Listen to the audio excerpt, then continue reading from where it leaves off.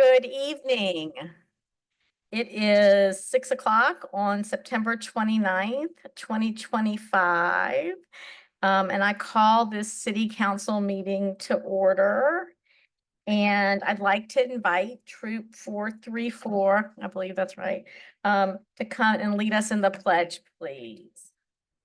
And then Councilwoman Harris will lead us in the invocation after that.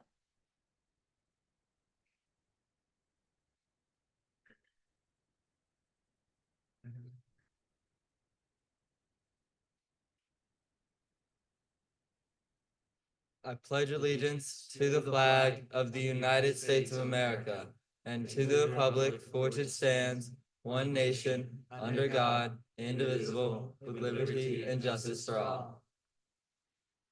Please remain standing for the invocation. 1 second to get that other stuff. You guys can just stay there. At this meeting, help us to make decisions which keep us faithful to our mission and reflect our values. Give us strength to hold to our purpose, wisdom to guide us, and a keen perception to lead us. And above all, keep us charitable as we deliberate. Thank you.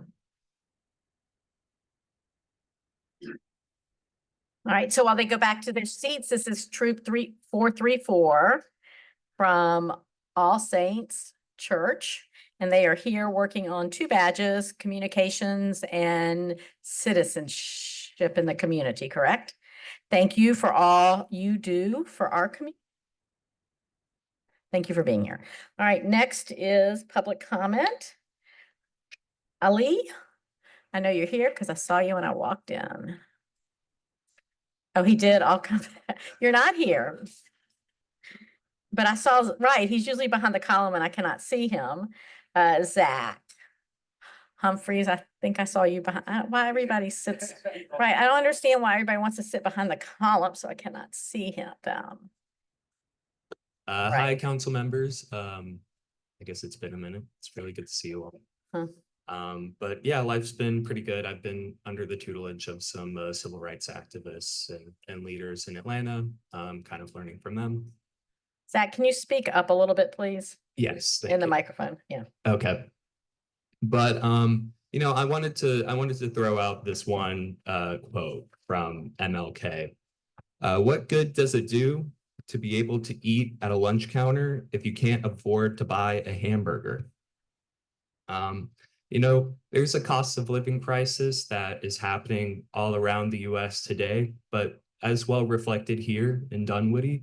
I think we see this especially with, you know, there being a large amount of sales tax as well as our current inequitable property tax system that, you know, makes a lot of renters and local businesses pay 3 times the amount of the effective rate of city property taxes. I do want to, you know, there's this budget that is happening right now. That y'all came out with, and I greatly appreciate everybody who worked on that. I'm sure that is a very time-consuming endeavor. But you know, I saw that there was a surplus on it, and I do really want to just have a little reminder for our city council members to really consider what those in South Dunwoody, you know, really want to see out of this budget surplus, as well as future budgets in the future. I think especially for maybe, I know that it's nonpartisan, but like politics is politics. So some of our more liberal leaning members really reach out and start to engage with South Dunwoody, because, you know, it's in spending stuff on parks and paths, it's really important and necessary. But, you know, you also do need to take into consideration the economic needs of especially those who are really putting forth and contributing a lot to Dunwoody right now, but, you know, are really seeing skyrocketing rents, you know, skyrocketing food prices, all these things, and see how you can contribute to that by engaging in those communities, maybe by tabling at Brook Run. I know that a lot of Dunwoody's renters tend to go to that area, and I know that apartments tend to be inaccessible. And, you know, a lot of, you know, these people really were a key supporting block that, you know, got many of y'all into office today. So, I think, I do really appreciate Joe Seconder's, Councilmember Seconder's, little piece about, engaging with the citizens and stuff like that. And so, I Thank you, think. Zach. Thank you, Zach. Thank you, Zach. All right. I know, Ali went to the bottom of the pile because he left for a minute. David Ziskin. You'll have 3 minutes, sir.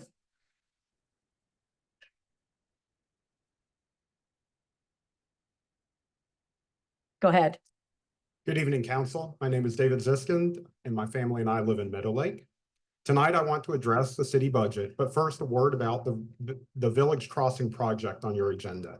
The Dunwoody Village area from Womack to Roberts is the heart of our city, highly visible and heavily trafficked. I'm excited to see it being prioritized for improvements for all users. However, I'm concerned about the emphasis on cycling and pedestrian improvements at the expense of vehicle traffic. This is a critical corridor for drivers, as we know from the traffic, and any improvement should address traffic flow, not worsen it.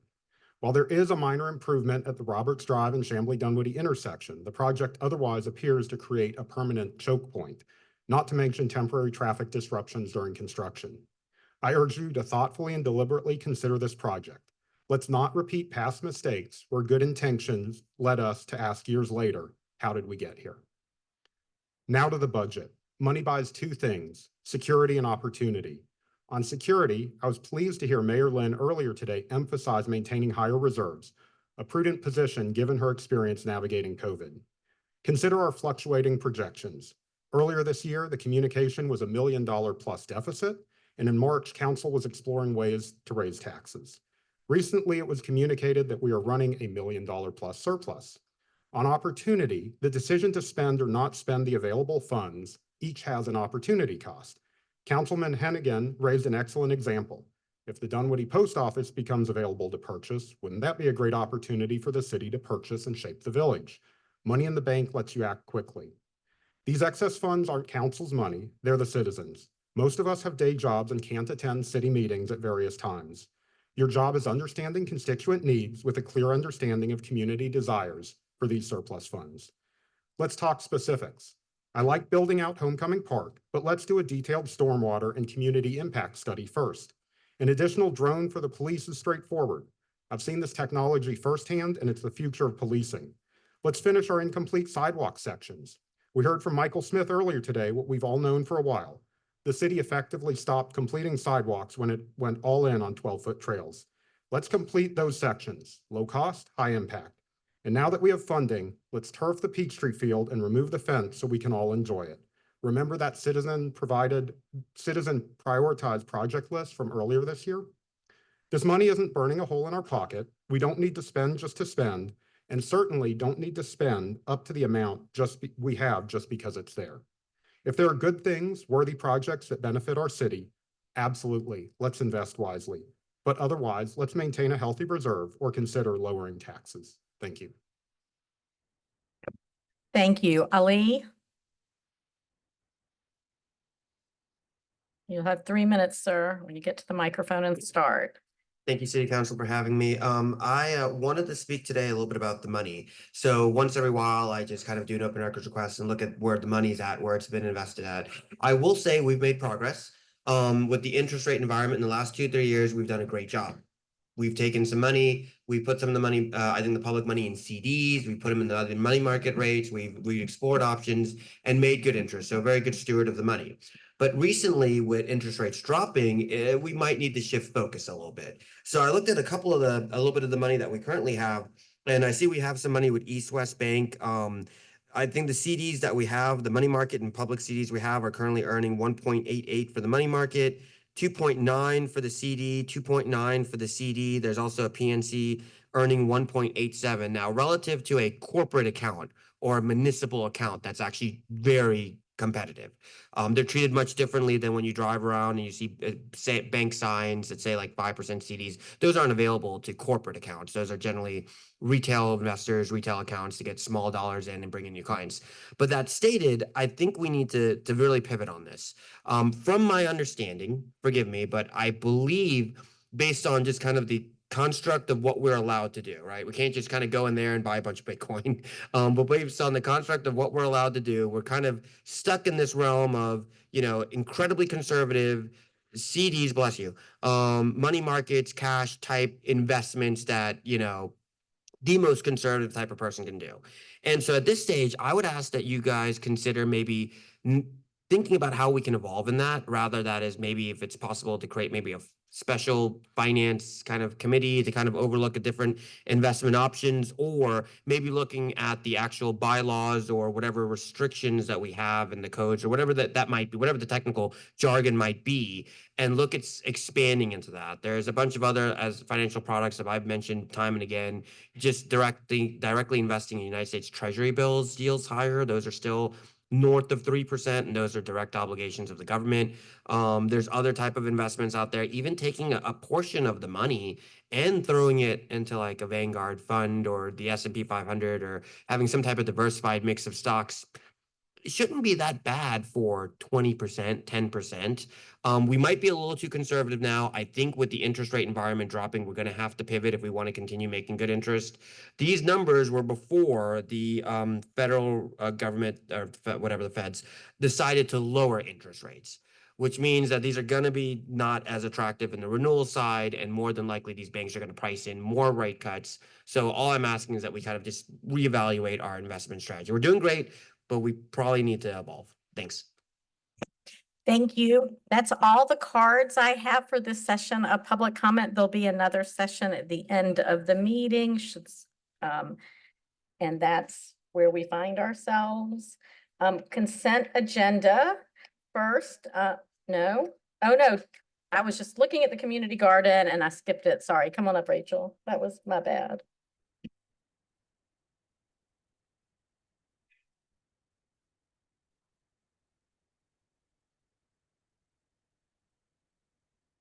Just use the arrow keys. It's gone. Good evening. So I'm here to introduce Dunwoody Community Garden and Orchard. They're here for their annual presentation. The Parks and Recreation Department is proud to call DCGO a partner. Dunwoody Community Garden and Orchard provides an opportunity for members to grow food organically year-round. Jay, can you see if there's a sound issue, or it might be my ears issue? No, it's you, if you'll just speak into the microphone. Okay. Thank you.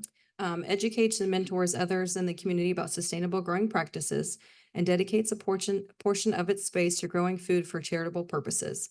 Their core tenets include using organic growing methods, modeling environmental stewardship, being simple and scalable, enabling access for all, and fostering a learning environment. And here tonight is Chair Ann Bone. Good evening. Thank you. Thank you for inviting us here to talk about the past year in the community garden and what we have planned. As you can see, we've just celebrated our 16th birthday and it was very sweet. We're fully subscribed and we have an active waiting list of 21 people. Our mission, as Rachel mentioned, is a safe and fun place to grow food organically, education about organic gardening, and growing food for charitable purposes. I just brought a few pictures to show that work continues as always with growing and harvesting. These are some of our pantry beds and some of our member beds. We had our best fruit harvest ever from the organic orchard. And if any of y'all are gardeners, organic orcharding is hard. You can't spray anything, okay? We had donated over 2,200 pounds of fresh organic vegetables and fruits to Malachi's storehouse. It's our favorite project. And we've discovered a new thing that they're really excited about. We're growing lemongrass. Who knew? Over the last year, we presented 10 Master Gardener talks. These are done by Georgia Certified Master Gardeners, part of the UGA extension program, and they're always well attended. We usually have about 40 people at each one. Sometimes it's up the stairway in the barn. We also created, and darn, I forgot to bring these, some wildflower seed impregnated bookmarkers that we pass out to visitors and make available to your newcomers for your newcomers kits. Rather than doing a 4-color brochure, we did the bookmark to direct people to our website. We were happy to host and proud to host the 2025 MLK Day of Service in the garden. We had about 60 community people come in and help us. And in March, we had a lot of fun with our 4th Snapdragons Garden. The dinosaurs visited again. It was a lot of fun. It's a great family activity day. Our plant sale in April was our prettiest one yet. We're estimating that we had about 800 customers come in from the community. And it seems to be an anticipated event. It's been a year of construction. We received a grant from the Bouchard Foundation to honor one of the founding members of the Dunwoody Community Garden, Rod Pittman, who passed away recently. And so we built a pavilion at the greenhouse complex, and it has a nice little plaque on it. It says, "Where the sidewalk ends, community grows," because that was something that was adopted when the garden opened. And you can see a picture of Patty Baker, who I think it was a City of Dunwoody Sustainability Award winner.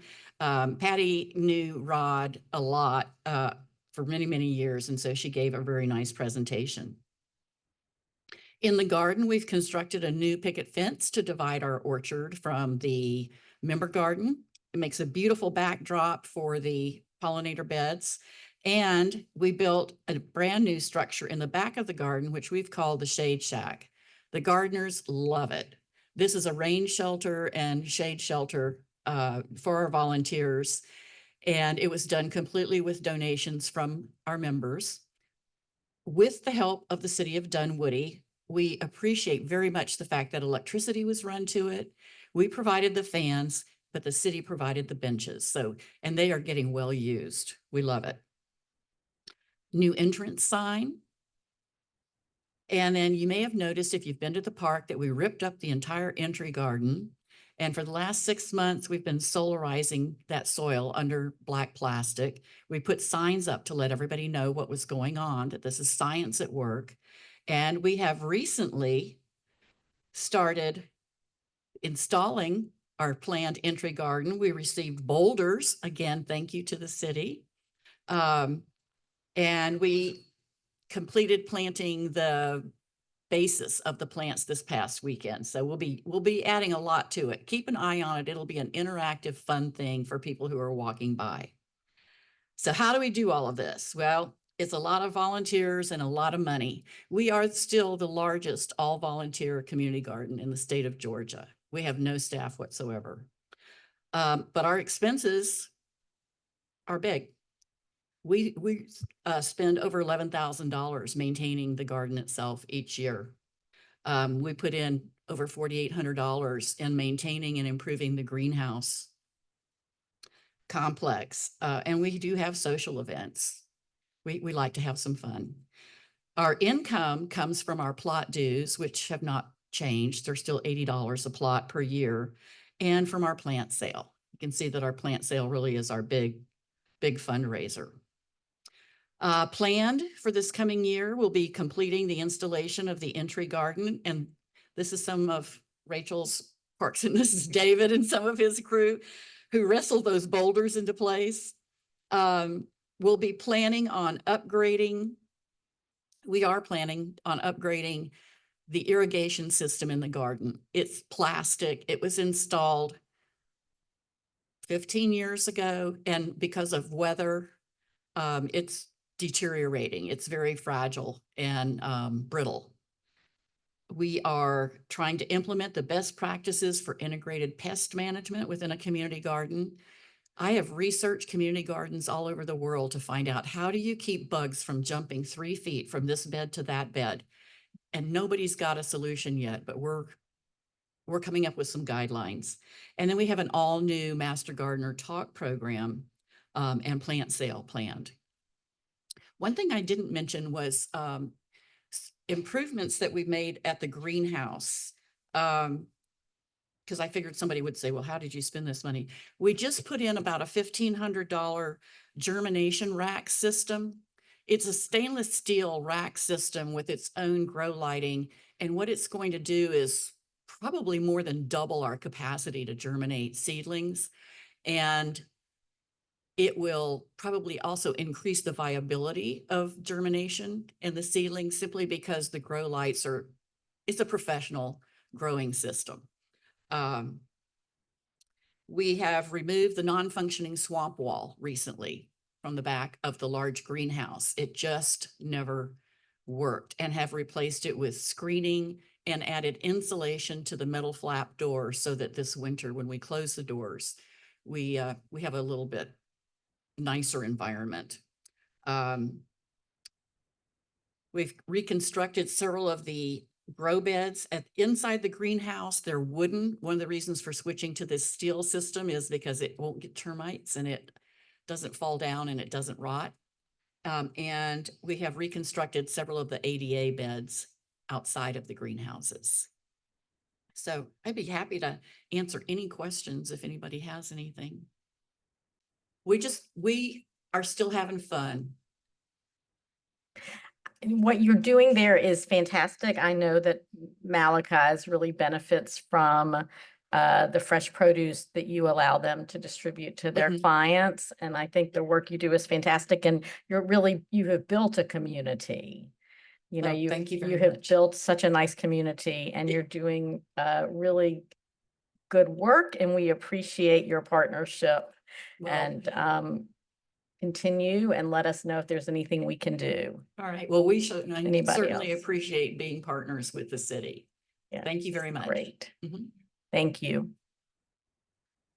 Yeah. Right. All right. Thank y'all very much. Now we have consent. Move to approve. Second. Okay, that was Aye. moved by Joe, second by Stacy. And before we vote, does anybody have any questions or comments? Go ahead, John. Are there any members of either committee here that we could recognize publicly? Yes, so if you're being appointed to a board, will you rise so we can recognize you? We so appreciate. Will you say your name for us? Right, and Ram is joining our ethics board. And we're incredibly grateful that you're willing to serve, and thank you for joining our community in this way. So we appreciate, thank you. All right, yes, we should applaud. Thank you. And is there any questions or comments on this in the consent agenda? All right, seeing none, I call the question. All in favor, say aye. Aye. Any opposed? Hearing none, that passes unanimously. Next is Richard. Good evening, Mayor and Council. This is an update to the services contract with TSW for the code rewrite. If you'll recall, they had 4 items for the comp plan and the code rewrite. I brought you back in April 2 items that you all approved for the comp plan, and this is the other 2 items that are for the code rewrite. This is a code testing portion in the technical manual. The code testing is dealing with actual real estate sites, and they're going to come in and do a half-day session with staff and certain developers and architects and engineers who design the community. They will come in and we'll go through some exercises to make sure that the code is doing what we're hoping it does. So we'll be relying on the expertise of those individuals. So, and the technical manual is it includes all the construction details, drawings and whatnot for staff to further enhance the development process. And it's a total of $54,450, and it was budgeted back in 2024 or 2025. So Okay. It was budgeted, that's what you Yes. said. Okay, Yeah. does anybody have questions? Go ahead, Stacy. Remind me where we are in this process. Like, when are you going to doing the testing and just When is the next deliverable? I just don't remember the timeline. So actually, the next meeting, we are going to bring the comprehensive plan back to you all for final approval. DCA and ARC commented on it. They didn't have any comments. And we had the first comprehensive, code rewrite meeting, but we have a second meeting coming up probably end of October with the steering committee. They took several months because just to write and we had to have some product to digest. Move to approve. Second. It's a business item. I have questions. So when is this process supposed to be finished? Because I thought it was a pretty long process. Yeah, we just started the code rewrite. Right. It's probably going to be the middle or end of next year. Okay, so I'm a little confused about the timing of this, Mhm. and I think I need to understand it better. So this is for, I think I understand, let me say it back to you. Mhm. So this is for the professionals to look at how you're writing the building code and Correct. make sure that two things, one, that it meets, it's your expectations or the city's code expectations. Right. But the second purpose is to make sure it's possible. Right. Okay. Yeah. So how do you do that? Like, is that part of the code already written? No. We've got a briefing on Wednesday to catch up with TSW. They are asking for the second steering committee in late October, but there are several more committee meetings. So we're just getting into that. Because the dates of this are December and January. That's correct. So I'm confused as if it's not, it's the end of September, so pencil's not to paper yet, I don't Correct. think. How does it happen that it's ready in December? So it'll probably slide past that date, which is why Okay, next year I've already budgeted, shifted funds in this budget. Okay. For next year. all right. And then I want to make sure I understand something. So this is, because this is legit about actual like brick and mortar building, correct? Yes. So it's not about zoning, it's not about philosophies of what buildings should look like. It's not about height or width or anything. It's just literally the code is saying that buildings have to be built like this structurally. So that's the building portion Right. of it. They are assigned to check on the building part, Mhm. the land development part, the zoning chapter. It's all on the table. Okay. So- The zoning chapter's on the table, Yeah. so you're gonna allow a developer to say what you're asking for is not financially feasible? We're gonna take that into consideration. So- Okay. I think that it's really important that this document reflect the community's values. Oh, yeah.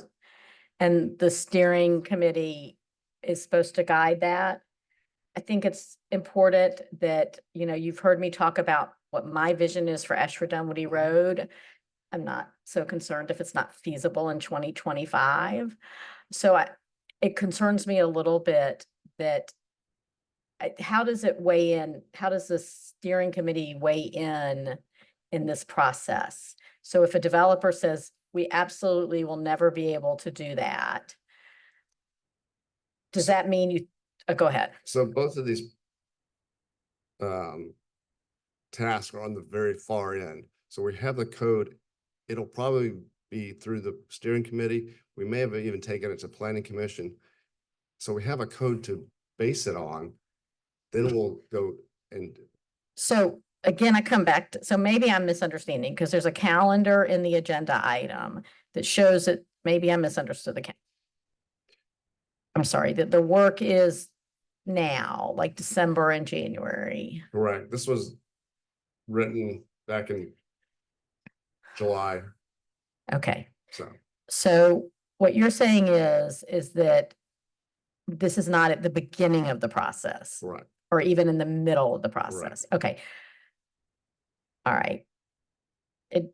Go ahead. Yeah, and I think because code testing will be at the end, because not only is the code testing designed to make sure that it meets our expectations, but also that there aren't perhaps holes in the zoning that will allow things that we don't want. And I think that's the most important part, that they're going to try and really put it to a stringent test to make sure that there aren't unanticipated consequences of the changes that might result in things that we're not looking for. And I'm okay with that, but the timing in this memo didn't make any sense to me because it looks like you're doing it at the beginning of the process. Yeah. Back Okay. in July, we thought this is the best Right. estimate, but Okay. So just one last, just Okay, to make go it ahead. even in simpler terms. Yeah.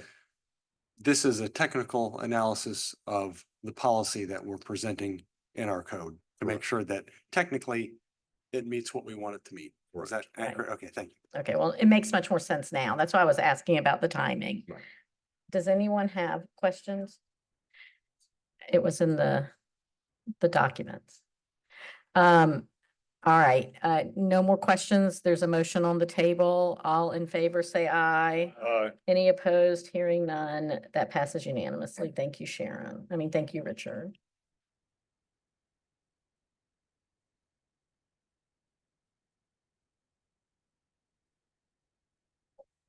Oh, yeah. Tiffany is going to talk to us. I don't think Sharon has to read this one because it's just an action item. It's not a resolution or anything about lighting services.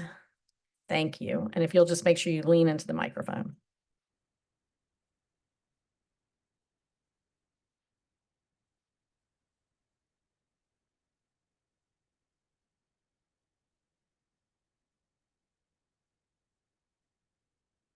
I'm just gonna pull up, I don't know if y'all can see the screen, but I was gonna pull up the lighting photometric just to help with the discussion. Can you see it? Yeah, but can you make it bigger, full screen it? No, yeah, get rid of that. It's kind of smaller, but I just wanted to show you kind of the area we're talking about. Okay.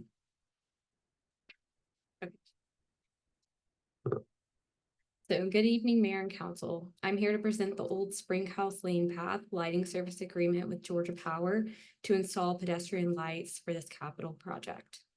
The Old Springhouse Lane Path construction contract was approved by City Council in July of 2025. The lighting service agreement covers the cost of materials and installation of lights. The city has worked with Georgia Power to develop a lighting plan that this project includes 13 post-top mounted lights. The lights will match the lighting recently installed on Dunwoody Road and is necessary to meet lighting for their shared use path. The proposed lighting service agreement includes an installation cost of $120,000, along with ongoing monthly costs of around $373. The proposal is valid until October 8th, which is next Wednesday, which after that date, Georgia Power has advised that there will be a 20% price increase that will be going into effect. The funding for these lights will be covered in the SPLOST budget for the Old Springhouse Lane Path. The recommended action is to approve and execute this lighting service agreement with Georgia Power. Please let me know if you have any questions. Thank you. Questions? John? Yeah, this is a path project and the lighting, the street lights are needed because of the path for the most part. I have questions not regarding about the installation of the lights. It's all commercial along there. I guess there's is residential there. But it's more about the monthly cost. That monthly cost is coming from where and who's covering it and why. Yes, sir. So the monthly cost for the lights will be added to the city's commercial streetlight specialist assessment district. So that will be added to the city budget. So it's not a lighting district for the people who live on that area. It's all citizens are paying for that lighting then. That's my understanding. What's the policy that we have in place right now? There's lighting districts that for example, I know I'm paying for street lights in front of my house based on the frontage that I have. Are the residential people and the people in that area not gonna pay for the lighting in front of their house, but yet I have to pay it in front of mine. I'm trying to understand the difference. My understanding is that this is a capital project that the city is building, so it's not a petitioned project. If a neighborhood petitions lighting, then those people would be assessed, I think, a property tax or some. So they have no choice. In other words, if it was a petition, the residents there could decide whether they want the lighting or not and not have the lighting. I guess I'm just trying to look at the fairness aspect of it, because again, I have lighting and I have a light or two on my street and I'm paying per square foot of frontage. And now these residents aren't gonna pay anything, but yet everybody's gonna be paying instead. And I'm just trying to think of, I'm gonna look at, but you paying city taxes are gonna be paying their street lights. No, I think it's a commercial. Yeah, this project is all commercial frontage. So based on the resolution that the city adopted a few years ago, the costs will go towards the commercial streetlight district, which includes any commercial property in the city that has streetlights along its frontage.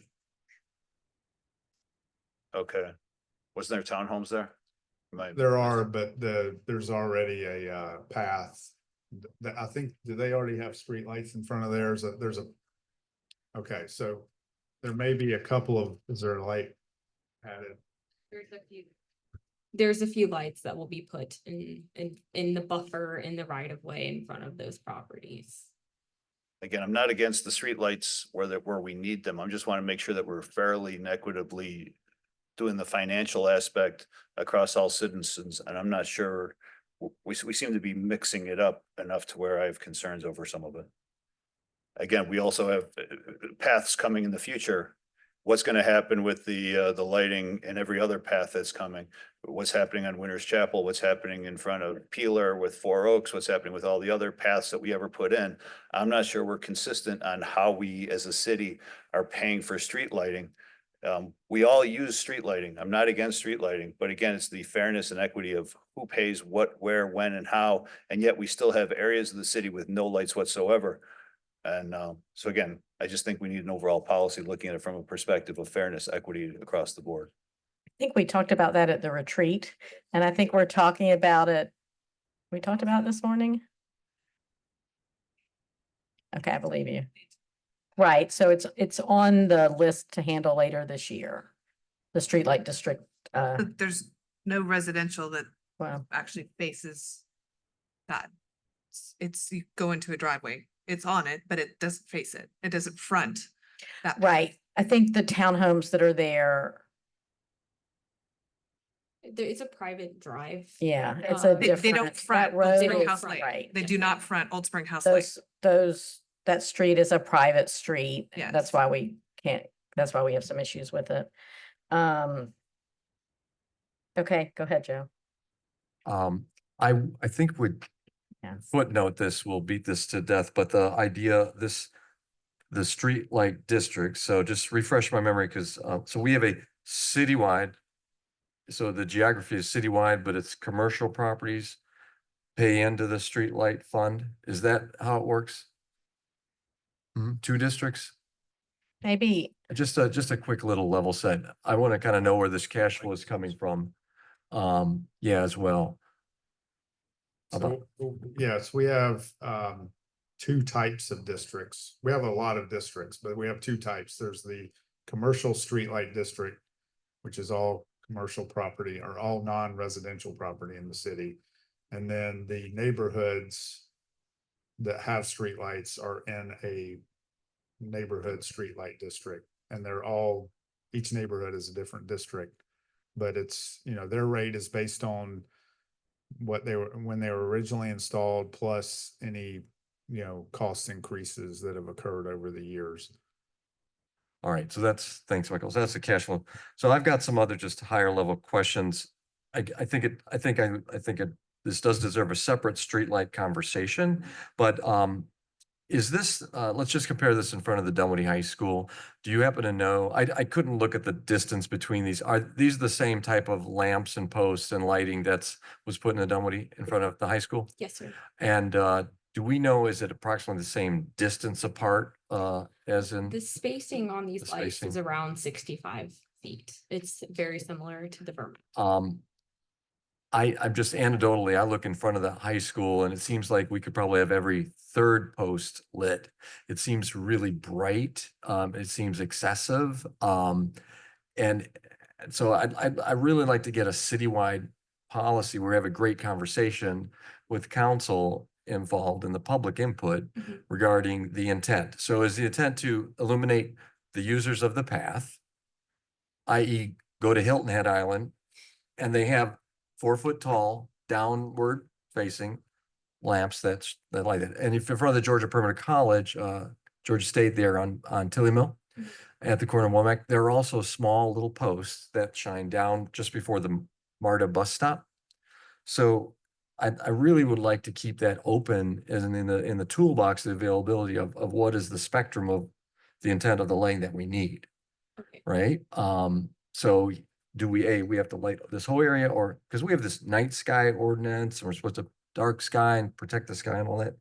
So, I just would like to have a revisit at that. I know we're in the middle, this is an action item, but, yeah, I just like to see when we could just talk about that holistically as well. So per ASHTO guidance, which is what we're going based off of for shared use pass, they recommend the post top height lights, which are 15 feet, which is what these lights are. So that's why we're recommending the pedestrian lights. So that you can see the bicyclists and the pedestrians like if it hits here, so you can see like at night. And these are, they are dark sky compliant, right? The lighting, it's only downward and so on. There's no shedding. We can Right. put shields on if there are complaints. We can even implement dimming after, like from 11 to, I don't know, 6 a.m. depending on the time of year to decrease the light. Yeah. And in a later conversation, I know we just talked about Georgia Power, but other cities go outside of Georgia Power and find other types of, they do that throughout, right? It's not always having to go to Georgia Power. So whenever we have that later conversation, to know what are the other options. Thanks. Is that something we've ever explored? Not, Like other types. yeah, of well, lights, other installers. other installers. We're asking you questions you don't know the answer to. Well, and Mayor, I can chime in. Years ago, we did look at some different lighting choices. And as it was early in my tenure with the city, so it was probably, over 10 years ago at this point. But we did look at some other things because Sandy Springs did a certain type of light. We decided to choose the ones with Georgia Power so we could do a lease type purchase. Georgia Power offers 3 purchase options: purchase them outright, lease, or then a combination of the two. And that's what we do. So we pay it. The streetlight fee, of course, is paid by the citizens on part of their tax bill. So that's how we did it. It's for maintenance. The lights cost about probably around $8,000 each. So if someone hits one, we are leasing them from Georgia Power and they're required to maintain them. So if we owned them, we would have to replace an $8,000. Sometimes people don't stop and we can't file a police report. So I think that is the reason that we are going in this route.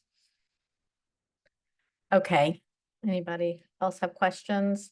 I just want to say to Georgia Power, I think it's ridiculous that you would up your rates 20%. That's all. Right, that's huge profits. So the reason this is on the agenda without being a discussion item is this 20%. Yes, right. So, because normally we would have had time to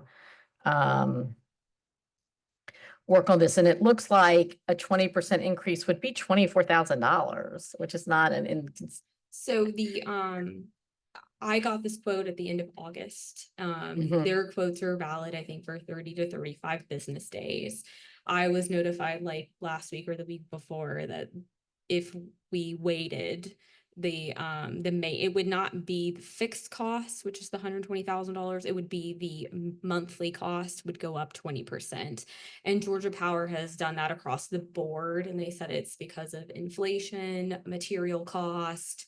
I have pushed back on them.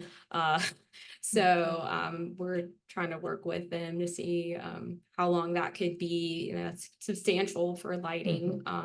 So that's why we've decided to bring it to council now.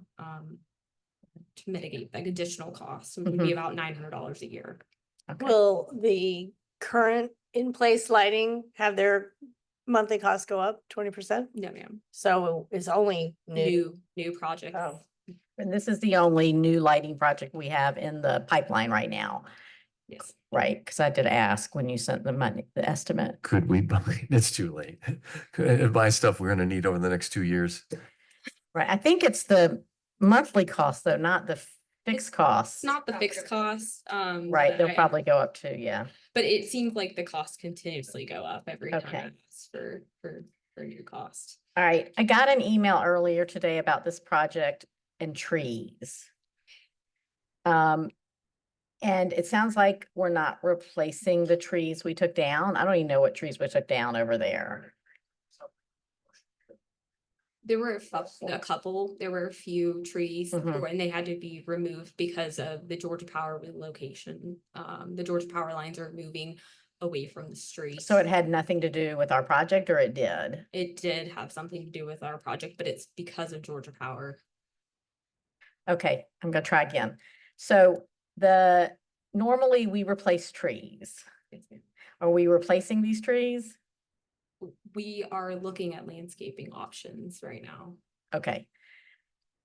Our policy is to replace trees somewhere else, I guess, but is there anywhere in that area to replace trees, or you don't know yet? So it's pretty tight with right of way in that area, and due to the relocations in the wall that we're building, we're trying to see what areas can trees survive in. So we have not defined exactly what that looks like. I'm not sure how many trees were cut down. I don't think it was too many, but we are tracking that amount, and we are aware that the trees have to be replaced in the city of Dunwoody due to our tree. Lynn, I plants. was actually down there this weekend. Okay, And the problem is that just south of there is a parking lot for a business. So you have the road, a thin strip that had trees that have been cut, and then a parking lot. So okay. the question is, once you put the sidewalk, because it's just grass right there, and where can you fit trees around there? And I think Okay. that's what you're trying to figure out right now is It's- where it's will where- there be spots? Where can there's they no- live? Yeah. And Okay. survive? And it's a strange question, but to Joe's point earlier, if you did a few fewer light posts, would you have places to put trees or no? This is probably as minimal lighting as we could do Okay, to meet the requirements. yeah, right, which as we know, it's not the best to plant trees under power lines. Okay, all right, this is an action item. Move to approve. Moved by Joe, Second. second by Tom. Any further discussion or questions? All in favor, say aye. Any opposed? Okay. That's 6-1. Sharon, John, Councilman Hennigan opposed. Thank you. Thank you. Chief Carlson. Good evening, Mayor and Council. In reference to the MOU, Sandy Springs, as all of you know, withdrew from the North Metro SWAT team. This MOU is just adding Doraville. I've spoken with their chief. They're excited to be on board if and when this gets approved. We've already had a couple training days with them, and it's been very successful. We're excited to bring their talent. They've had their own SWAT team for years, but they decided to join our team so we can cover the whole metro area. So I'm requesting that you all approve the MOU with Doraville. All right, this action item. Move to approve. Moved by Tom, Second. second by Rob. Any questions or discussion? Seeing none, I call the question. All in favor, say aye. Aye. Any opposed? Hearing none, that carries unanimously. Thank you, Chief. Next is the Village Crossing Project.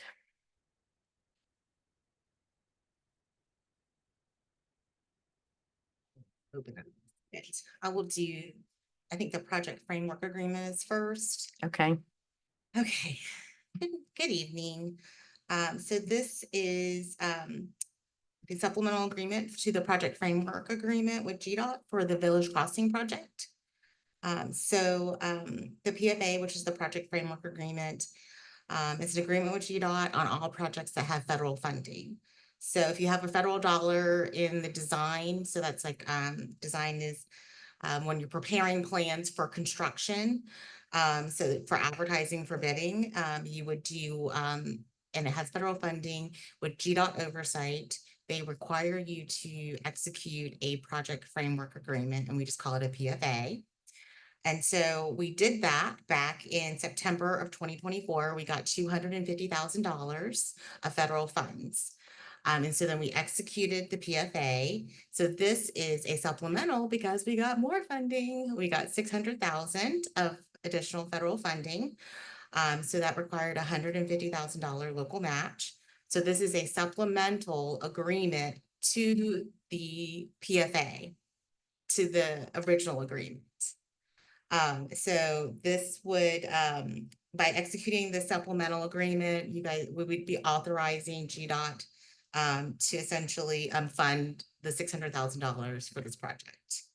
And I do have some other good news for y'all. I just learned earlier today that we received an additional $1 million in design money for this project also. Oh, wow. Yes, so I'll be coming back in a couple, maybe a month or so, with another supplemental agreement to the PFA. So that will be the second supplemental agreement. So, are there any Do you questions? want to combine them since this is not an action item? Could you pull it together to do it as one action item? I can ask. You and can see. ask. You know, GDOT's really not the Okay. quickest, and so we have this in motion. I'd like to keep it in Okay, motion. that's fine. 'cause That's I wanna- fine. I was just I trying to wanna save you Take my money as paperwork. fast as I can. Right.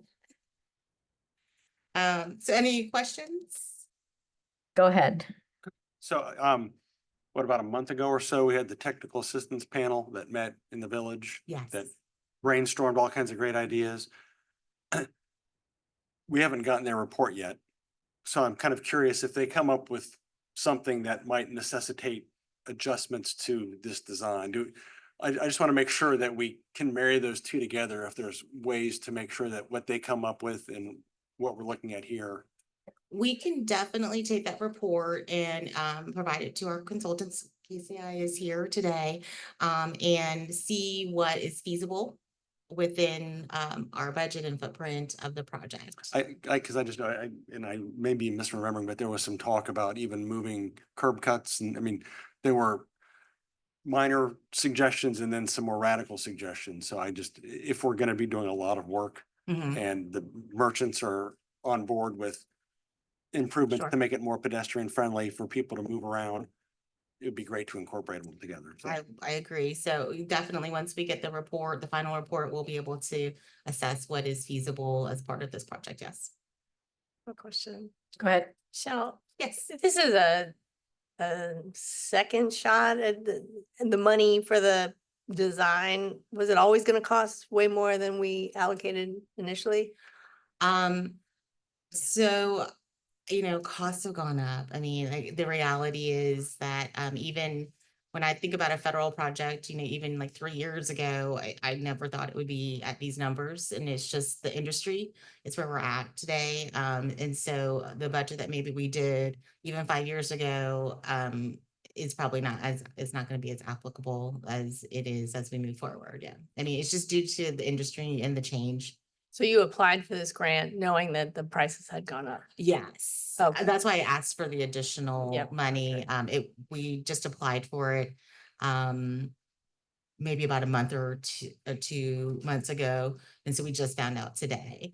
And we'll be, you know, as we move forward and we get further into our preliminary design, we will be asking for requesting right-of-way money and additional construction money to, you know, fund the projects. Yes, thanks. Okay, so this is really like an administrative step that was triggered by the fact that we got more federal money. Yes. Okay, it doesn't change anything in the project framework. No, it's Okay. just adding more money into it, like all the terms and the general conditions and everything that was originally part of the project framework agreement still stands, and it's just adding additional funding. All right, is this okay for consent? Yes, okay. Oh, go ahead. One quick question. Yes. Just knowing things can be in flux, is this something we get reimbursed from GDOT, or are they actually writing the check first? No, so we do reimbursements, and so that's why we have the project framework agreement. So once we sign this, they are committing the dollars, they're allocating it to this project for us to reimburse. You know, for as we go through. So as we get our invoices, we pay our consultants, we take that and we submit it to GDOT for reimbursement. So it's a pay as you go. Anybody else? Okay, so consent. Okay. All right, you're up again. Yes, and so I do have a presentation for this one. Okay. That is not it. Oh, here we go.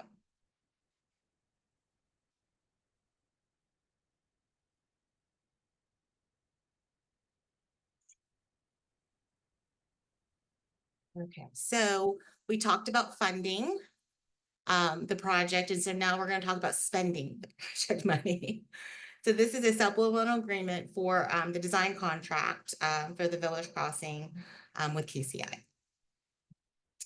So back in 2011, this project was identified in the Dunwoody Village Master Plan. The city awarded federal funding for the project for the concept, and it was approved in October of 2023. At which point preliminary design was awarded to KCI Technologies to complete the first phase of the preliminary plans, preliminary design phase of the design contract. So this included 30% plans, environmental surveys, topographic survey, traffic analysis, and public engagement. So this is the layout that was included as part of the concept report that was approved.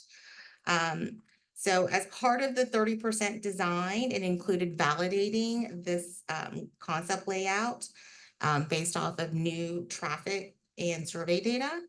So using this updated data, KCI has recommended some minor improvements that look at minimizing impacts to the adjacent properties, to landscaping, and improves access and safety along the corridor. The design does still implement the dual left turn lanes from the northbound Chamblee Dunwoody onto westbound Mount Vernon. It is keeping with the 3-lane section, so it's 1 lane in each direction with the center turn lane. So none of that is changing from the existing conditions today. The design is assessing opportunities for landscape medians along the corridor and the center turn lane. We're just assessing access at driveway locations. So the most significant change that is being recommended is at the Roberts Drive intersection. So currently, this was the original concept. It was a roundabout. It was a hybrid roundabout. So a hybrid roundabout is a single lane roundabout on one leg, and then it's a dual lane in another leg.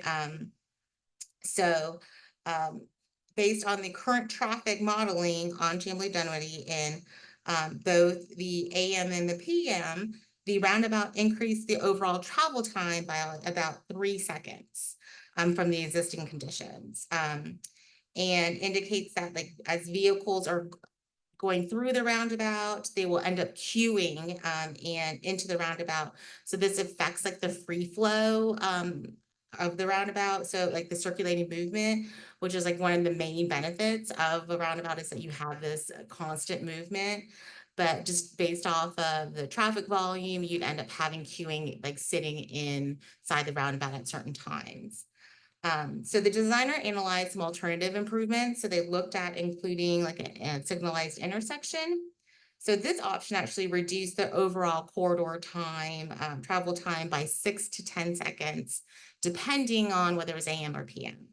And then it actually provided like it cleared the intersection. So it allowed for like the northbound left turns to make that movement. So it would be able to clear that heavy movement faster. So factoring in this, the reduced travel times and the other aspects like the right-of-way impacts and construction costs, the designer is actually recommending a signalized intersection at Roberts. So it would look something like this.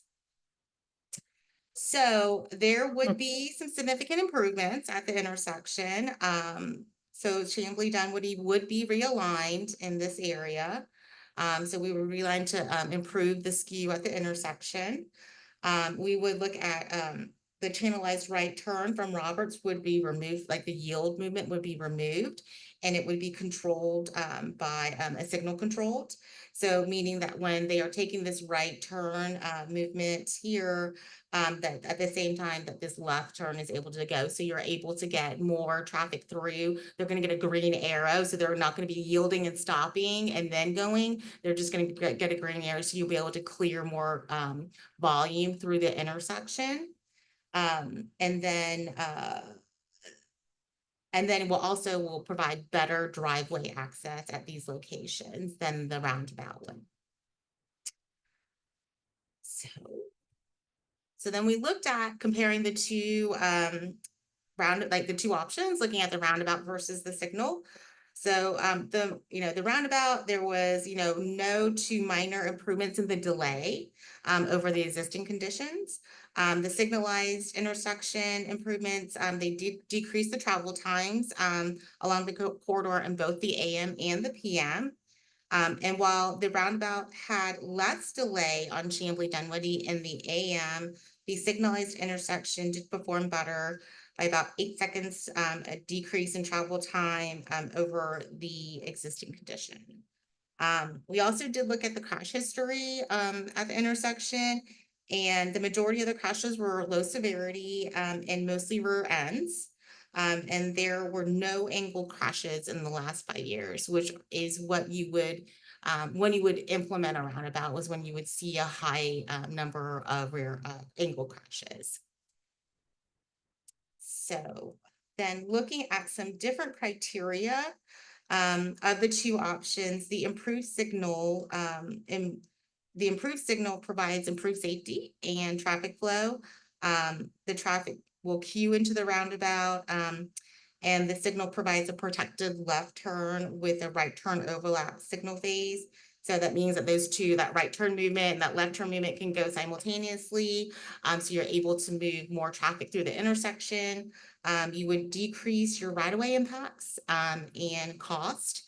So if you remember, let me go back to this one, you'll see here, like the subdivision right here, there's a wall that is right along this whole area that we're pretty much impacting with right-of-way. So this is just right-of-way and doesn't really take into account any easements or that we would need for slope tie-ins. So same thing down here with how close we are to the tennis courts.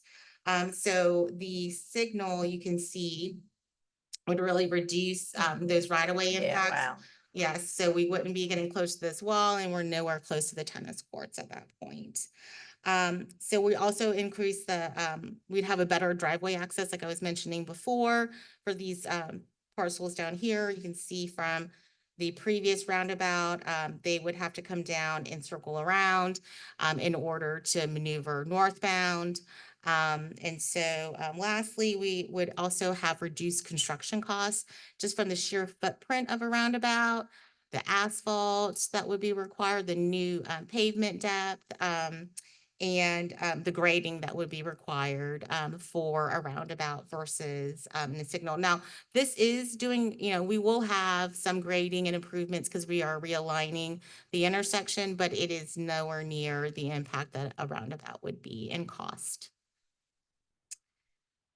So with that, I think we go back to here. Now we're on to the project schedule. So we will have, this is a slight, change from what we showed to the public back in, with the concept report. But we will be going back to the public with public involvement in the winter of 2026, probably like February, March timeframe. We anticipate the environmental document to be approved in fall of 26, at which time we will start right-of-way acquisition. And then a short 2 years later, we'll start construction. So with this, and I do want to point out, there was a change from the slide that was in the packet. The numbers did not get updated, so my apologies for that. But we are recommending an approval of a supplemental agreement for this design contract with KCI for 1,426,710, with an overall increased budget of 1,569,400. I do want to recall that we will be getting that extra $1 million. So this second phase of this contract will complete the final plans. It includes hydrology and drainage analysis, right-of-way plans, the environmental document, and all construction bid documents. So everything will be a part of this last contract. So just so I can clarify from the memo, because you didn't know about the new $1 million grant at the time of the memo, where it says the new whatever the new 1 point whatever million needed to complete the design includes 1 million, et cetera, in the current SPOS budget and up to 324,000 in the proposed SPOS budget. That means that $1 million of what you said where it's coming from is now coming from a grant, correct? Yes. Okay. Yes. Well, that's good. Yes. That's good. All right. Questions, comments? Joe? Yeah, Michelle, I literally, Lynn, you took my question. So yeah, when we talk, I think this might be related when we have the CIP conversation, but let's make sure we understand for this project, what is the local funding?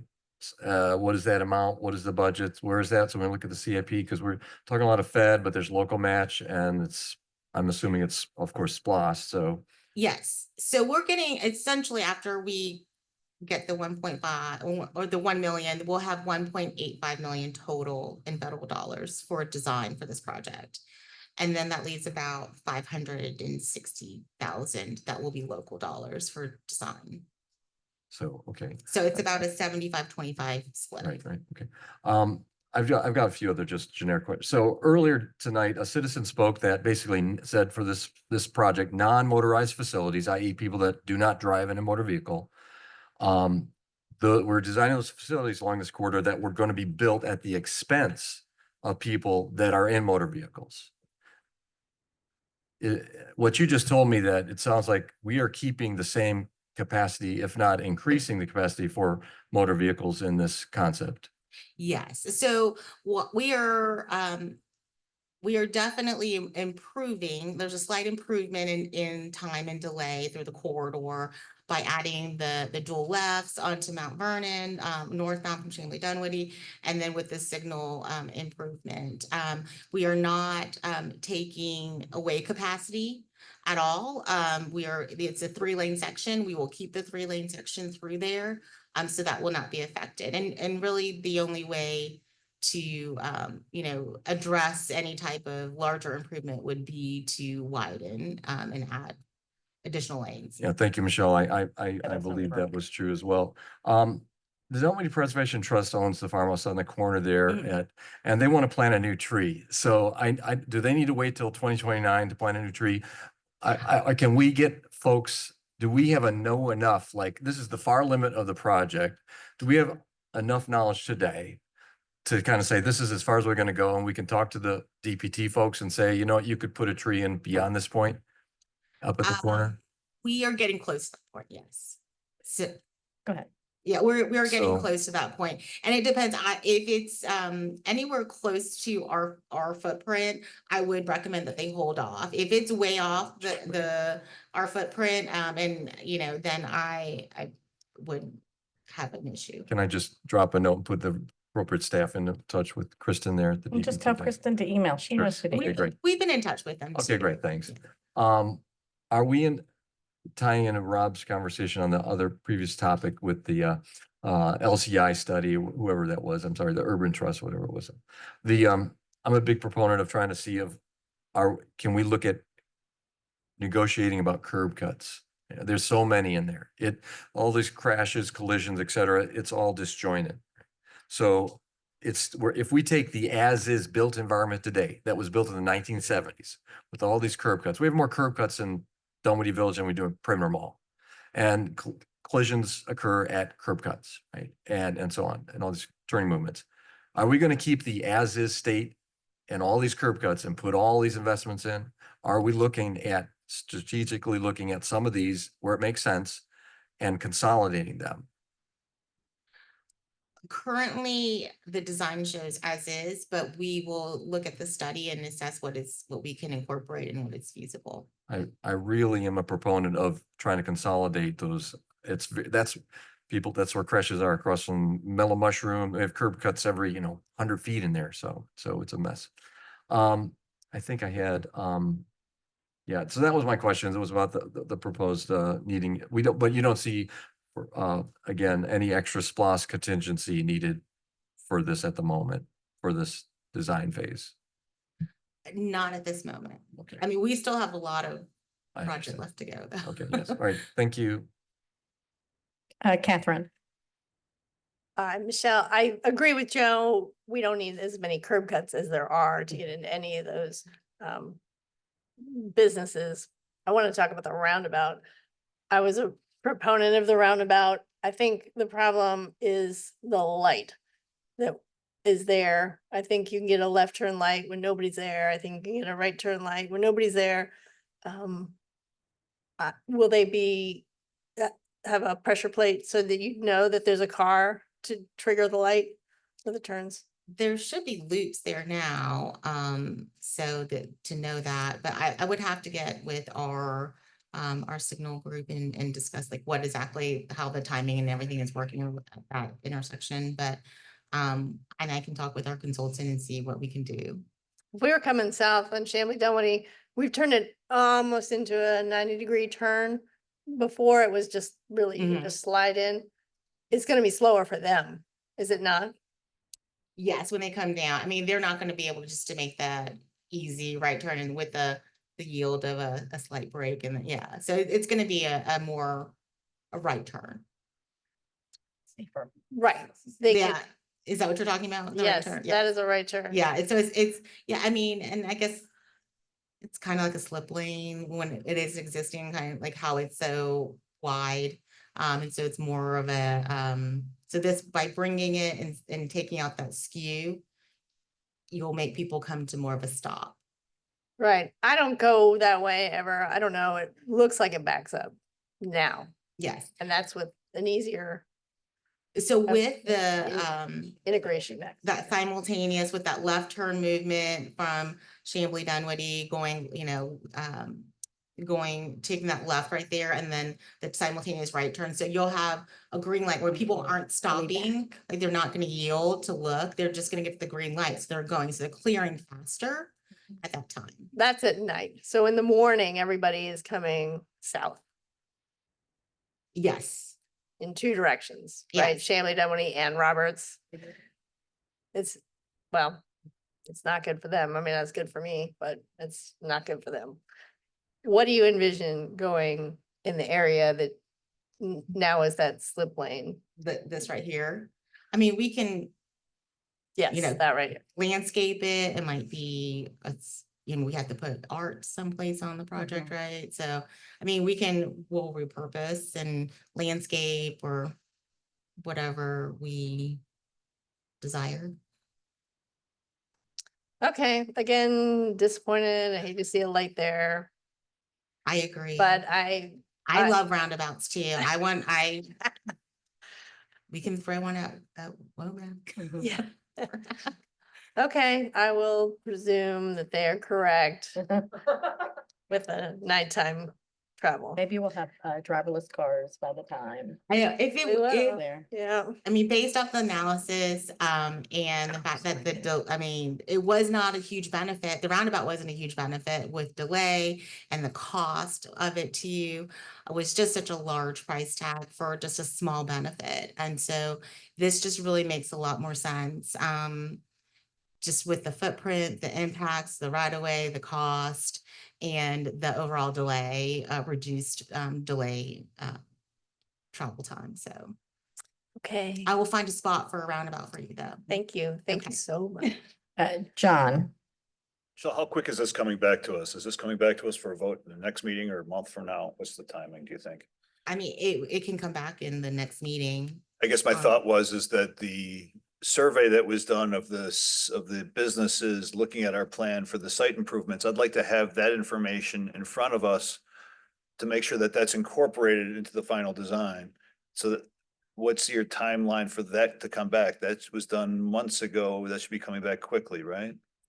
I don't know when the final report, I would do.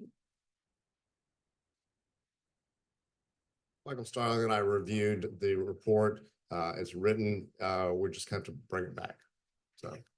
Okay, so it could be available at the same time as this, as part of the packet. I guess I'm just looking at it from the curb cut aspect. We've had a lot of conversations with curb cuts. And honestly, I don't think we did some businesses right on some of the curb cuts in the Georgetown area. I'm concerned on some of the curb cut discussions about impact and making sure that we do it correctly for the businesses that are there. I understand you want to have less curb cuts for the trail crossing, but I also worry about the impacts to the businesses. Michelle, is that a truck route? Is Chamblee Dunwoody right there? Is a truck route? It is up to Roberts. It is up to Roberts. So what is the throughput? Right now, we have a center turn lane in a lot of places, and that's sort of going away We're assessing in certain areas. in some areas, Mhm. correct? I'm just trying to think of the throughput aspect for both trucks, the lane width for trucks, the turn ratios, sometimes we just cut down the turn ratio to where trucks aren't very easily to make that, and they have to swing. It's an inconvenience to a certain extent. We're squeezing in amenities, but sometimes those amenities hurt other aspects of users. And I'm trying to understand if it's appropriate. I believe I was against this project previously because of some of my concerns with the roundabout and with the impacts of some of the houses and with some of the impacts of the businesses. Sometimes I think we're just squeezing too much in, but I'm looking forward to seeing the report coming back as far as the impacts of the businesses and what they think this project is going to do to them, as well as final design. So thank you. Correct me if I'm wrong, but the the action item is to fund the last part of the design. Yes. So that's great that they're gonna have the report, but they don't, all we're doing is funding the last part of the design, which they will have Yeah, but all the information for. yeah, but the thought is that if the businesses and in the report identify improvements that we want to roll in. But That can happen anyway. But that can happen anyway. Yeah, We're not the designers. No, We're but we paying wanna somebody make to design and they're going to have that information. Yeah, that Okay. was the concern, is making sure they had that Well, we just as said part that. of their design, so that. I'm also concerned in the sense of what's on our website. Right now, the older design, the original design is on the website. When are we updating that for any changes and proposals? So we are about to have it's called an A3M meeting. So it's like an avoidance and minimization. It's basically an environmental meeting. And once we complete that, it's kind of completing our 30% plans, and we should have an updated layout at that point. So and I'd say in the next month or two, we can get an updated layout on there. Thank you. And Go ahead. I did want to address it. I mean, if we get this report, if we get the report in 6 months, it might be a little bit more problematic, but if we can get it, in a, timely fashion, then we can probably take it and have our consultants look at it and assess what we can implement. Yeah, I don't think that's really, I think we need to make that happen, given that the report is ready. So go ahead and, coordinate with whoever has the report. I have a question about traffic flow. Yes. And I might have missed it when you talked a little bit about it at the beginning. And I know this is just for design, Stacy, but I want to ask the question anyway. So one of the things I find about Dunwoody Village is that even in the middle of the day on Saturday, traffic doesn't flow very well through there. In fact, it's sometimes busier in the middle of the day on Saturday than it is on a Wednesday. Are we doing anything with lights, traffic lights, or improvements at Mount Vernon and Chamblee Dunwoody to help traffic move more steadily? Like signal Right. timing, is Yeah. that what you're asking? Yeah. I mean, we, as part of all of our improvements, we will look at signal timing when we make any improvement, and then make adjustments. Is there such thing as smart signals that can automate themselves, adjust themselves? I have asked that question a lot too. Okay. I don't know. I don't want to put Andrew on the spot here, but I mean, I've heard yes and no. I think it requires, like certain type of equipment that I'm not sure that we quite have yet. Like I Right, so it's know, like an RTOP 2029, has it. right? So like 2029 is a long way away in terms of innovations. Things Mhm. tend to happen. I think it's important that we look for all our projects, but particularly this one that I do think gets gridlocked. I know that that term may or may not be the right term to use for it, but I believe there's gridlock in Dunwoody Village. And so we need to be looking at every strategy we can have to keep traffic moving. And so that's, you know, my perspective is that the curb cuts only concern me because there's too many, it disrupts the flow of traffic. You know, I mean, everybody's pulling out in 7 different directions. I will say about Georgetown that I think the construction was incredibly disruptive for the businesses. It was incredibly disruptive. I've said it here before that we must do better on this project and learn from Georgetown. At the end of the day, I think the impact is fine. The Georgetown parking lot is always full. But I think that the process itself was terrible. And so the end result, the project's beautiful, but it was pretty brutal during it. So I think, and this is even denser, like it's a smaller area and it's denser. So I know this project is a long way from starting, but I think as we design it, I think it's key to look at how we're going to construct it. I think that's really important. I didn't have much of an opinion about the traffic circle versus lights. I'm not a huge, I don't know that you always have to fix every traffic issue, especially ones that are mostly people who don't live here. But what? Yeah. But if we're fixing it, I much prefer not to infringe on the neighbors. And so while I'm not anti-roundabouts, they take up a lot of room. And so to me, this is a better fix because it's not in the tennis courts, it's not in people's neighborhood. It's not in the whatever. So this, you know, I get it. All right. Anything else? We'll see this again. Thank you. And congratulations on that extra funding. That's tremendous news.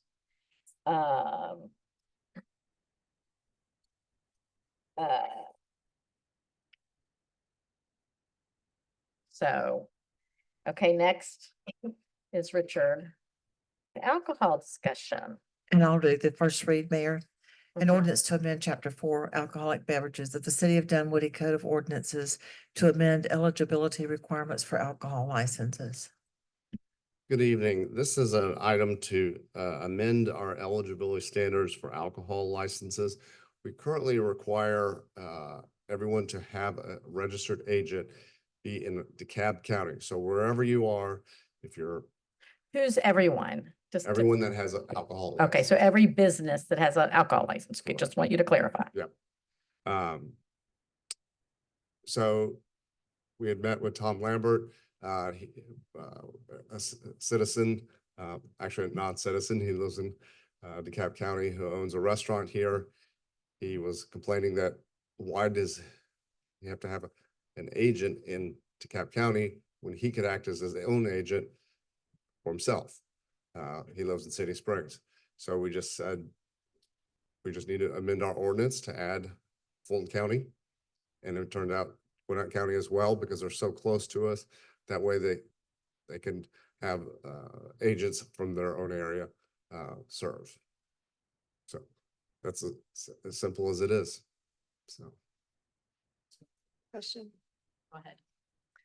Richard, is this the way that the neighboring areas have operated in Sandy Springs or in? It's all over the board. Some people do statewide.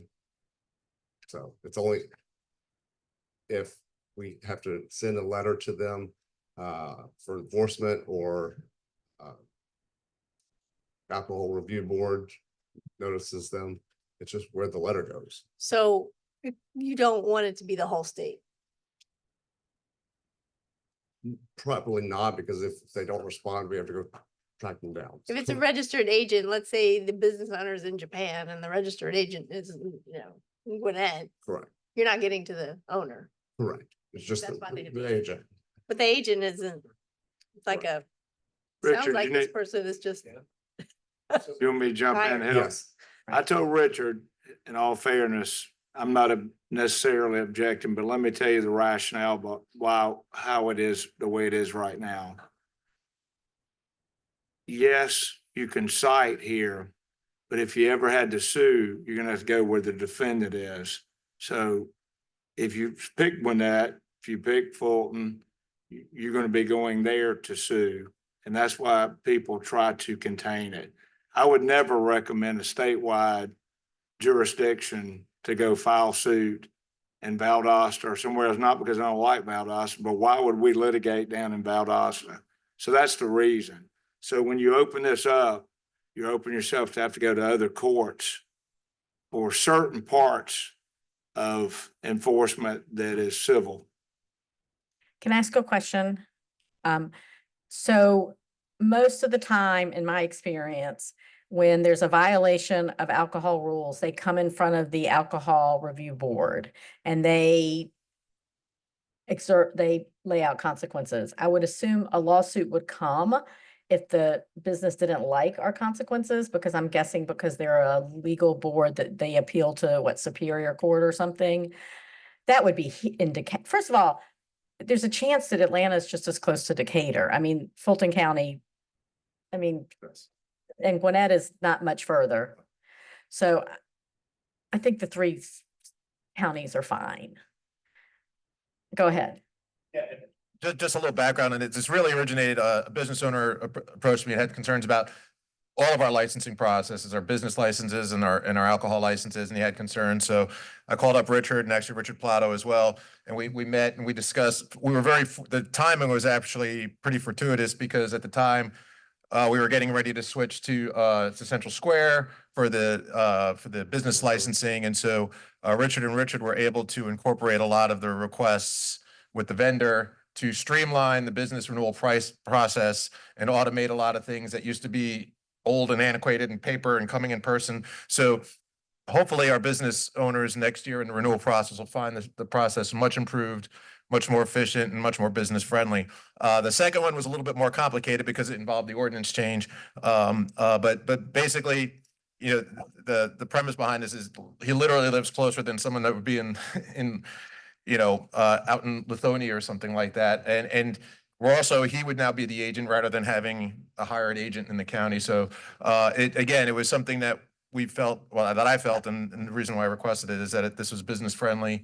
And really there was no, after we reviewed it with legal and solicitor, there was no consequences that we felt were detrimental to this. So it was. Yeah, and I don't believe we've ever sued anybody over alcohol.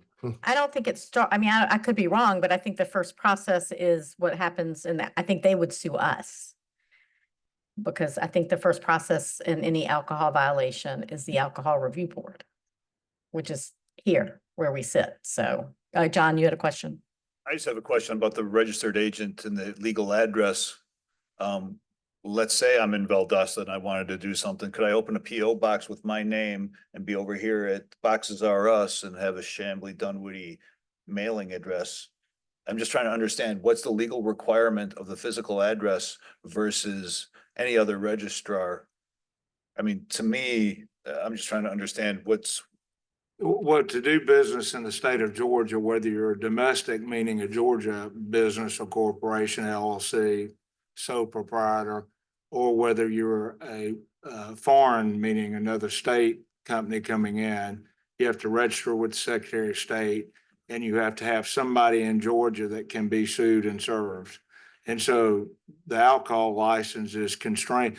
The reason why I was okay with this is I was thinking it's probably a long shot that we go outside of a process that we're in somebody else's court. We're going to be citing, and we'll be telling the state of citation. So other than the registration purposes, I like it being contained, but I don't know that it's that big a deal, because I can't think of a circumstance where we likely would go into another court other than a citation, and then we notify the state license board as well. I hear you. I just want to make sure that if there is a registered address with the Secretary of State, should it not be that same address then? Well, and I want to be careful about this because I haven't prepped for this, but a business, I can have multiple offices in the state, and I can have somebody in charge of that office. For purpose of the licensing, is it the state registered agent for the business, or is it a registered agent for purpose of this alcohol permit? It's for the alcohol permit. I think it's separate, And the yeah. person has to be a resident of DeKalb County currently, and if you all amend it. Again, I'm not. It's not the same entity. It can be, but it doesn't have to be. I guess I was just looking again from the Valdosta's perspective of getting a PO box here and satisfying their resident requirements. They'd have Well, to be a resident. that's They'd have not to be a a resident. A Got it. PO is not a resident. That's the resident. All right. Yeah. I'm just talking. Somebody is the responsible person for this particular alcohol permit, and they have to reside either right now in DeKalb. County. If this is expanded, it would be Fulton and Gwinnett and DeKalb. They would have to live somebody there. It just came upon me, how much registered agent services. I've just did a search, it's like $50 a year to have a registered agent service, and it could be in DeKalb. So I would ask this business owner, I mean, I know we're trying to change our code here potentially, but if the business is, if we say keep it in DeKalb and they pay $50 for a service that has a DeKalb address as a registered agent, is that, what is the cost of magnitude that the businesses are having that are? Well, it's also an extra step in the process. We're streamlining the process, making it more business friendly for the business owners. And also there's more accountability because now the business owner is going to be the registered agent rather than someone that has absolutely nothing to do with the operations of that particular business. Okay, wait, the business owner is going to be the registered agent? Is that what? Could be. Could be. In this case, not in all cases, but. I mean, they'd have to be somebody of a, legal address that has to serve paper. If anybody's created an LLC in Georgia, and I've got to have if yourself. And so. Go ahead, Okay. Rob. So just one last thought. I mean, even if it's a negligible fee, there's still, to me, perception. I mean, we're at the top corner of the county. Right. If we want, especially small businesses, to think, hey, I live here, but Dunwoody looks pretty business friendly. This is just one small thing to me that says, yes, we're regardless of where you live, if it's nearby, we'd love to have you open your business here in our city. Okay. This is kind of consent or not?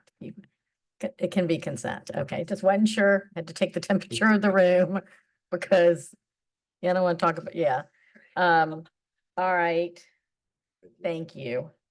All right, public comments. I have no cards, but if anyone would like to speak for 3 minutes. Okay, you'll fill out the card after so you can give it to Ali. Come on up. Give it to them. Hello again, City Council. Someone said something earlier that was very interesting, which is apparently Georgia Power said we will rather do something or by next Wednesday get a 20% price hike. So, and they said some type of excuse if Georgia Power says cost maintenance. I'm sure it has nothing to do because looking at some of the like AI models and running some of that information, Georgia Power is a subsidiary, as we know, of Southern Company, which is a public company who only made like $4 billion last year. And ironically, when you start digging a little bit deeper, which is maybe not good, you see that for these kind of electrical companies, Q3, the summertime, which makes a lot of sense, tons of profits, it's really hot, AC's run. And so interestingly enough, next week, I think is in Q4. And Q4 is around the fall time and the winter time where ACs are not running and people can keep their windows open. And some people might heat their homes with coals and other type of devices or other things. So I'm sure that has no factor whatsoever.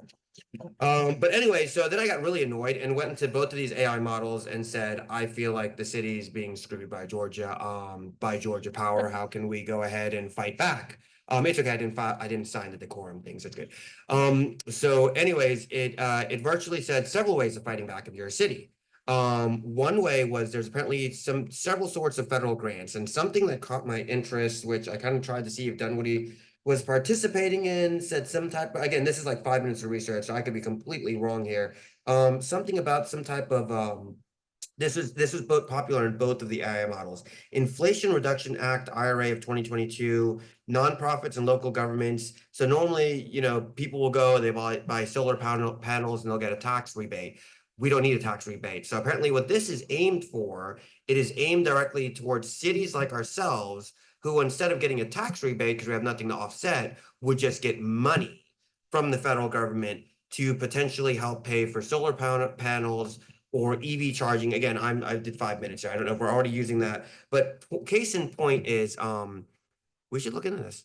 And maybe we can see if there's some way we can have some federal tax incentives to get some solar panels, or maybe be a little bit more self-sufficient with the EV charging, or something along those lines that maybe could be beneficial. Someone could kind of take a peek at it. It says on the internet, Inflation Reduction Act, IRA of 2022, and then there's a couple of other small ones, but that is the one that the internet seems to like a lot. So it would be ideal if we could kind of fight back a little bit on some of this corporate greed.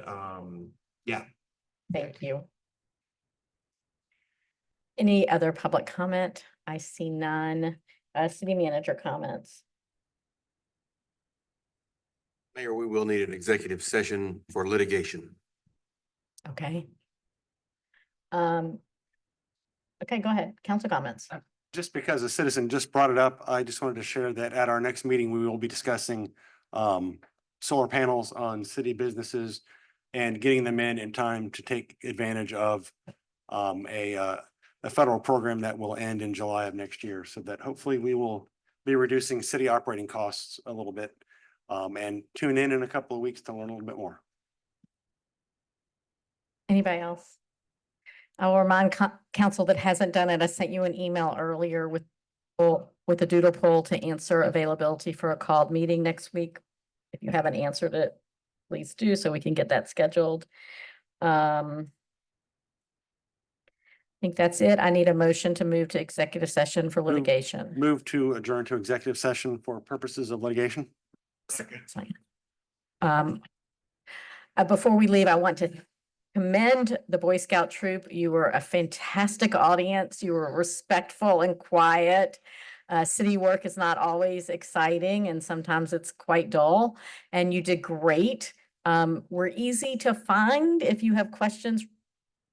If you have questions from seeing this meeting, my email address is mayor@dunwoodyga.gov. But if you Google us, there's a city contact page. You can email any of us if you have questions about anything you heard tonight or whatever. So thank you for coming. And with that, I call the question on the motion to adjourn for executive session. All in favor, say aye. Aye. Any opposed? Hearing none, that carries. And for those of you who want to wait, which it'll be a while, I would not wait tonight. It will be a while.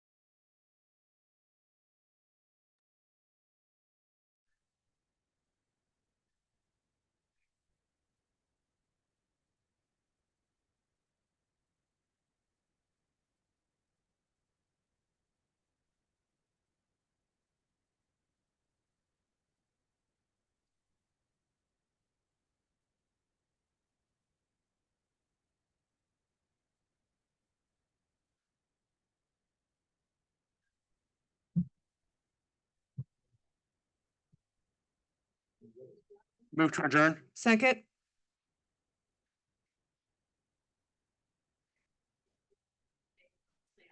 Aye.